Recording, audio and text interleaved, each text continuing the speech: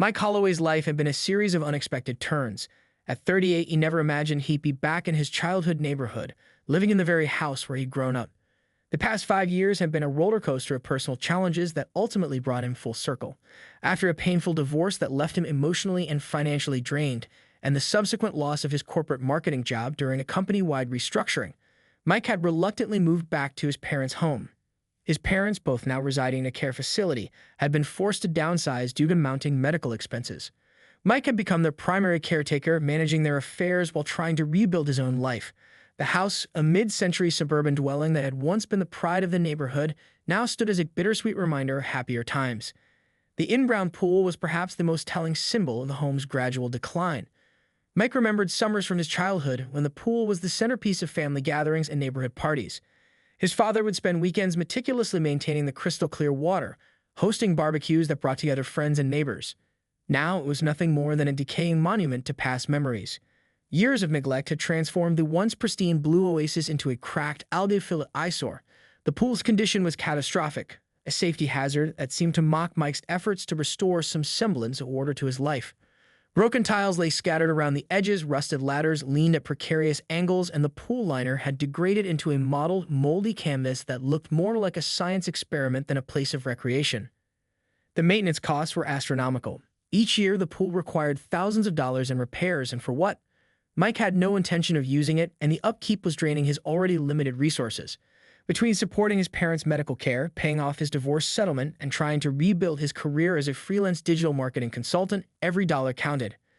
Determined to reclaim some control over his life and improve the property's value, Mike made a decisive choice. He would remove the pool entirely. This wasn't just about clearing out an old feature. It was a metaphorical fresh start. Each broken tile he would remove, each chunk of concrete he would demolish, represented another step towards rebuilding his life. With methodical precision, a skill honed from years in corporate project management, Mike began his research. He pored over local municipal regulations, consulted with county officials, and studied DIY pool removal tutorials. He wanted to ensure everything was done correctly, leaving no room for complications or potential legal issues.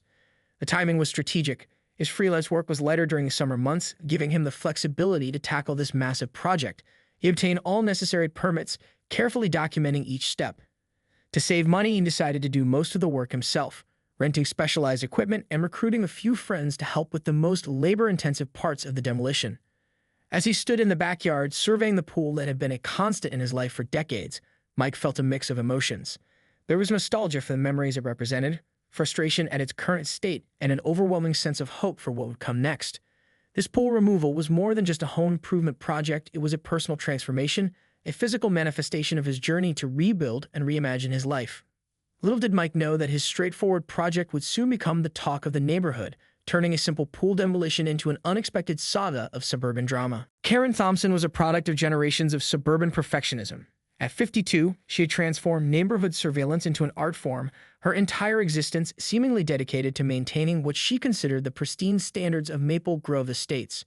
Her husband, Richard, a retired high school vice principal, had long since learned to fade into the background of her meticulously managed world. The Thompsons' property was a testament to Karen's obsessive control. A perfectly manicured lawn that looked more like a golf course green, hedges trimmed with surgical precision, and not a single blade of grass out of place. Each weekend, Richard would reluctantly push the lawnmower while Karen followed behind, inspecting every inch of their landscaping with the critical eye of a military drill sergeant. Mike's property had always been a source of quiet irritation for Karen. Even when his parents lived there, the house never quite met her exacting standards. Now, with Mike's return and the obvious state of disrepair, Karen saw an opportunity to exercise her self-appointed role as the neighborhood's unofficial property manager. Her morning routine was a carefully choreographed dance of surveillance. After Richard left for his weekly golf game with retired colleagues, Karen would position herself strategically. The kitchen window offered the perfect vantage point, a panoramic view of the neighborhood that allowed her to monitor every movement, every change, every potential violation of her unwritten neighborhood codes. When Mike began the pool removal project, Karen's irritation quickly escalated to outrage. The constant sound of machinery, the mountains of dirt being excavated, the trucks delivering equipment, each element was an assault on her sense of order. She viewed the project not just as a disruption, but as a personal affront to the carefully maintained aesthetic of Maple Grove Estates. Years of neighborhood politics had cultivated Karen's reputation as a formidable force. She had successfully orchestrated the removal of a family's unsightly above-ground trampoline, convinced the Petersons to repaint their house after declaring the previous color an eyesore, and even managed to have a local teenager's classic car restoration project shut down due to alleged noise violations. As Mike worked methodically, breaking up the concrete surrounding the pool, Karen's frustration reached a boiling point. Her fingers, adorned with an oversized diamond ring that she never removed, drummed against the kitchen countertop. She had already called the Homeowners Association president twice that week, leaving increasingly agitated voicemails about Mike's unauthorized demolition. The irony was lost on Karen that Mike had, in fact, obtained all necessary permits. Her world was built on perception, on the ability to control and manage every visible aspect of suburban life. A pool removal without her input, without her supervision, was simply unacceptable. When she finally stormed out of her house that sweltering afternoon, her floral print sundress crisp and unwrinkled despite the heat, she looked every bit the suburban warrior ready for battle. Her face was a canvas of indignation, her perfectly highlighted blonde hair caught the sunlight, and her designer sunglasses perched atop her head like a crown of righteous judgment. "You can't just do this without consulting the Homeowners Association," she shouted across the fence, her voice a mixture of accusation and disbelief. To Karen, this was more than just a pool removal. It was a challenge to her authority, a breach of the unspoken rules that had governed Maple Grove Estates for decades. Mike, focused on his work and seemingly oblivious to her outrage, continued breaking up concrete. His calm demeanor only fueled Karen's anger further. In her mind, he was deliberately ignoring her, disrespecting the community's standards and potentially destroying the carefully maintained property values of the entire neighborhood. Little did Karen know that her reaction was about to set in motion a series of events that would become neighborhood legend. A story that would be whispered about at block parties and discussed over backyard fences for years to come. Karen's fingers trembled with a mixture of rage and excitement as she dialed the local police department. For her, this was more than just a phone call. It was a performance, a theatrical moment of suburban justice that she had rehearsed countless times in her mind. Her home office, a meticulously organized space with matching beige filing cabinets and motivational quotes about leadership, became her command center. The dispatcher who answered seemed bored, a stark contrast to Karen's heightened emotional state. She launched into her complaint with the dramatic flair of a courtroom attorney, her voice rising and falling with calculated emphasis. "I need to report an illegal demolition," she began, her tone a perfect blend of concern and self-importance. "My neighbor is destroying property without proper authorization, and I'm concerned about environmental violations and potential safety hazards." What Karen conveniently omitted were the critical details, the fact that Mike had obtained all necessary permits, that the pool was on his own property, and that he was following all local regulations. Instead, she painted a picture of potential disaster. She spoke of potential groundwater contamination, the risk of heavy machinery damaging neighboring properties, and vague references to structural integrity that she had gleaned from half-remembered home improvement shows. Richard, her husband, watched from the doorway with a mixture of resignation and mild embarrassment. He had long since learned that challenging Karen's crusades was an exercise in futility.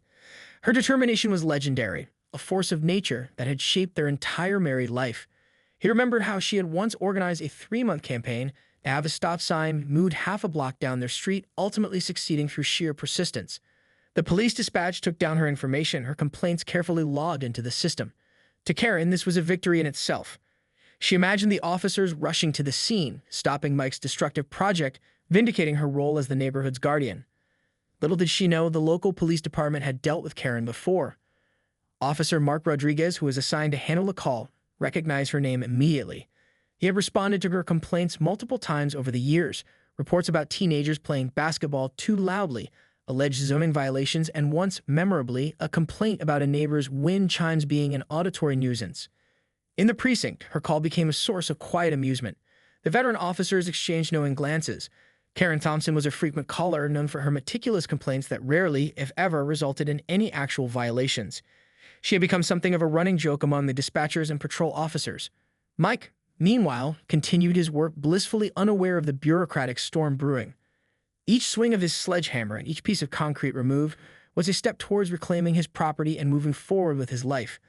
The pool removal was more than just a home improvement project. It was a metaphor for his personal reconstruction, a physical manifestation of clearing away the old to make way for something new. The machinery continued to hum, dirt piled up, and the transformation of the backyard progressed. Neighbors began to take notice. Some watched with curiosity, others with mild interest.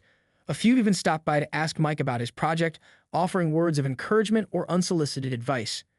As the afternoon wore on, Karen continued to monitor the situation from her perfectly positioned kitchen window. She had made her complaint, set her plan in motion. Now she waited, a predator certain of an imminent victory, unaware that the reality would be far different from her carefully constructed narrative. The stage was set for a confrontation that would become neighborhood legend, a tale of bureaucratic overreach, suburban pride, and one man's determination to reclaim his space. Officer Mark Rodriguez and his partner, Officer Elena Ramirez, had seen their fair share of neighborhood disputes. With over 15 combined years on the force, they had developed an uncanny ability to read situations quickly and diffuse tension before it escalated. Today's call seemed like just another routine complaint, the type they had handled countless times before. As their patrol car turned onto Maple Grove Estates, the neighborhood's perfectly manicured landscape came into view. Rows of identical houses stood like sentinels, each lawn meticulously maintained, each mailbox aligned with geometric precision. Mike's property stood out, not for being unkempt, but for the active construction work that broke the street's uniform stillness. Rodriguez reviewed the dispatch notes, a slight smile playing at the corner of his mouth. He recognized Karen Thompson's name immediately. She was a legend in the local police precinct, the quintessential Karen before the term became a widespread internet meme. Her complaints were as predictable as they were frequent, ranging from noise violations to perceived landscaping infractions. Another Thompson special, Rodriguez muttered to Ramirez, who chuckled in response. They had a running joke about keeping a tally of her annual complaints, which typically numbered in the dozens. As they approached Mike, Rodriguez took in the scene professionally. Mike was clearly prepared, wearing safety gear, surrounded by carefully organized demolition equipment. The work area was clean, well-marked, and showed signs of careful planning. Permit documents were neatly stacked on a nearby table, protected from dust and debris. "Good afternoon," Rodriguez called out, his tone professional but not unfriendly. "We received a complaint about unauthorized demolition work." Mike turned, wiping sweat from his brow. His response was calm and measured. "Officers, I have all the necessary permits," he said, walking over and presenting the documentation. Years of corporate project management had taught him the importance of being prepared and professional. Ramirez began examining the documents with meticulous attention. She was known in the department for her thoroughness, a trait that had earned her several commendations. Each permit was carefully reviewed: city demolition permit, environmental assessment, waste disposal authorization. Everything was in perfect order. The irony wasn't lost on the officers. Karen's complaint, which she had likely imagined would result in Mike's immediate cessation of work, was proving to be completely unfounded. Rodriguez could already anticipate the conversation that would follow with her, a discussion that would be equal parts diplomatic and slightly exasperated. "Everything appears to be in order," Ramirez confirmed, her professional demeanor masking the hint of amusement in her eyes. "You followed all local regulations for pool removal." Mike's relief was palpable, though he maintained a professional composure.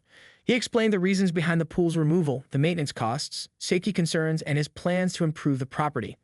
The officers listened, Rodriguez occasionally nodding, recognizing the practical logic behind Mike's decision. Nearby neighbors had begun to take notice. Windows that were previously hidden behind curtains now showed faces, some curious, some concerned, all watching the interaction unfold.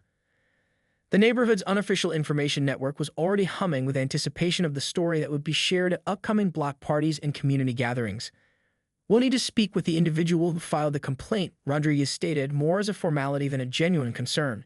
Both he and Ramirez knew exactly how this would play out. A diplomatic conversation that would ultimately reveal the complaint's baseless nature. As they prepared to approach Karen's property, Mike returned to his work, the steady rhythm of demolition resuming. The pool removal continued, a testament to careful planning and bureaucratic preparation. Little did he know that the next few moments would become a pivotal chapter in Maple Grove Estate's neighborhood folklore, a story of overreach, verification, and ultimate vindication. The moment Officer Rodriguez and Officer Ramirez approached Karen's immaculately maintained property, the neighborhood seemed to collectively hold its breath. Years of suburban tension were about to be laid bare, with an audience of curious onlookers gathering like spectators at an unexpected street performance. Karen had been watching from her bay window, her posture rigid with anticipation. She'd imagined this moment countless times, the police swooping in to validate her concerns, to stop Mike's destructive project. Her carefully pressed sundress was now slightly wrinkled, a rare imperfection that spoke to her mounting anxiety.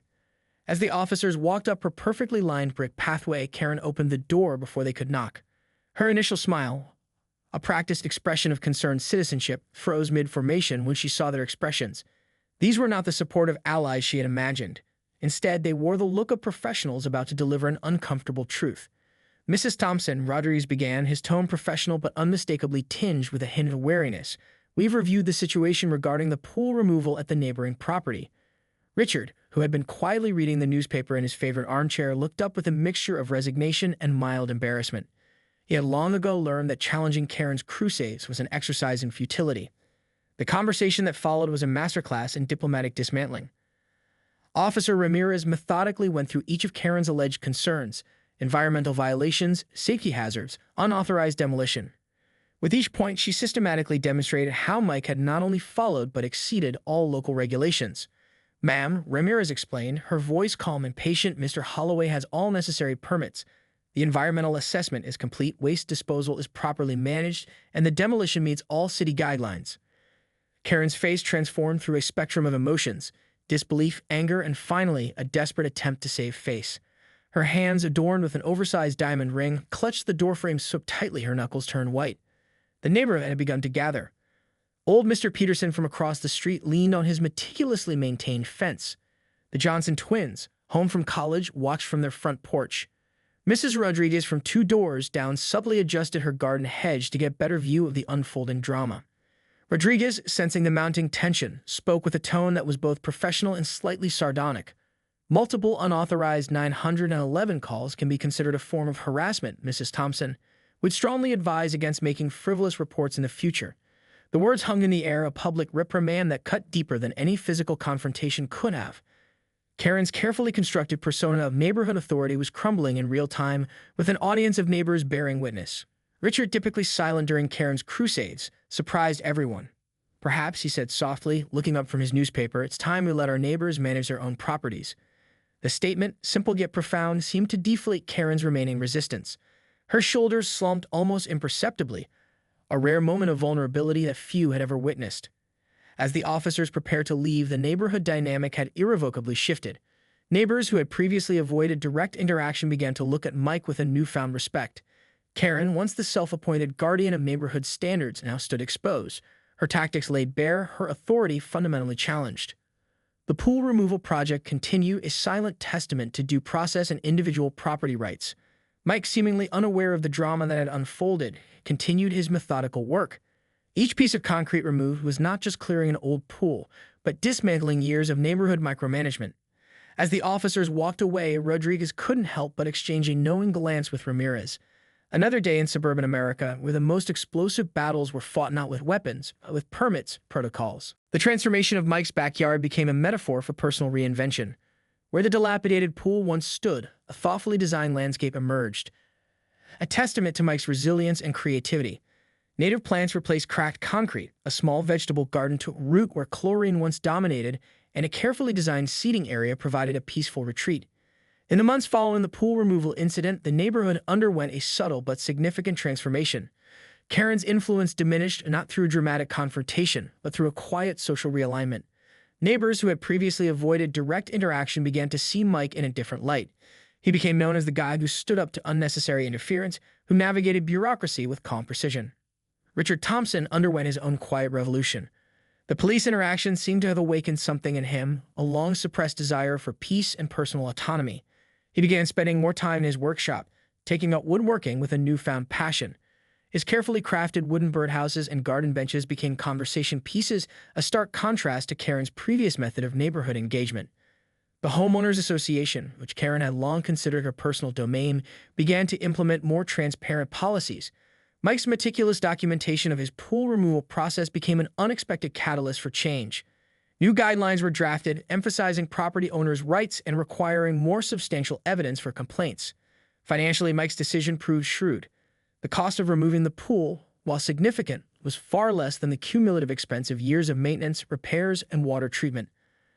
A local real estate agent who visited to assess the property noted that the transformed backyard actually increased the home's market value. But the most profound changes were personal. For Mike, the pool removal was more than just a home improvement project. It was a metaphorical clearing away of past challenges, his divorce, job loss, and the emotional weight of his parents' declining health. Each piece of concrete removed was another step towards rebuilding his life, creating something new from what once seemed beyond repair. The neighborhood grapevine, always active, transformed the story into local legend.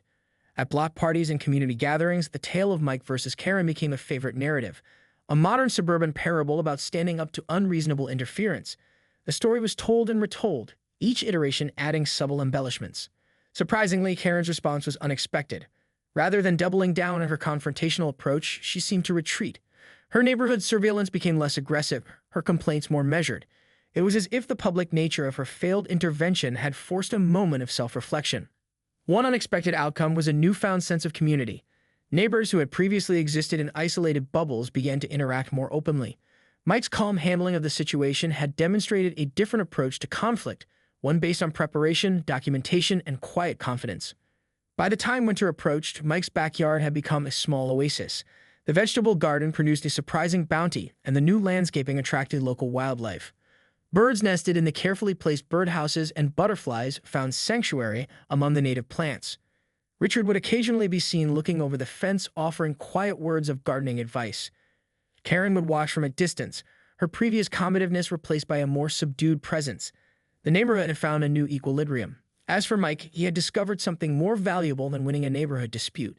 He had reclaimed not just a piece of land, but a sense of personal agency.